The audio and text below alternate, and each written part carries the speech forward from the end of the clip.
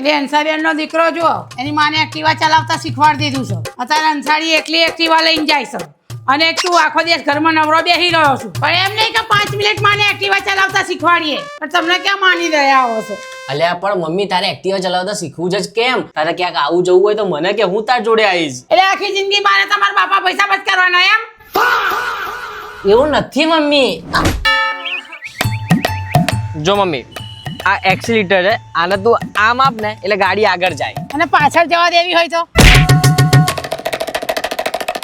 પાછળ જતી હશે મમ્મી. આ 4 વ્હીલ છે, આ એક્ટિવા મમ્મી આગળ જ જાય, પાછળ ના જાય. પણ આ એક સાઈડ નું ફરે છે ને એક સાઈડ નું નહીં ફરતું. મમ્મી આમાં એવું જ હોય, આ એક ફરે ને એક ના ફરે, આમાં એવું જ હોય. એવું કઈ ના હોય, ત્યાં ગાડી બગાડી દીધી છે. મમ્મી બધાની ગાડીમાં આવું હોય, મારી માની સોગન. એ મારા હમ ખોટા ના ખાઈશ ને તો એક ઊંધા હાથ ની આપેશ.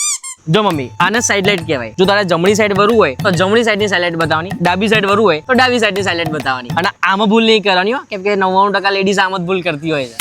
પણ એનાથી થાય શું? આનાથી ખબર પડે પાછળ વાળાને કે તારે જમણી સાઈડ જવું છે કે ડાબી સાઈડ જવું છે. પણ હું શું કયા પાછળ વાળાને ખબર પાડું કે હું ડાબી સાઈડ જઉં છું કે જમણી સાઈડ? મેં સુધી તારા બાપાને કઈ જણાવ્યું નહીં તો એને શું કરે જણાવું?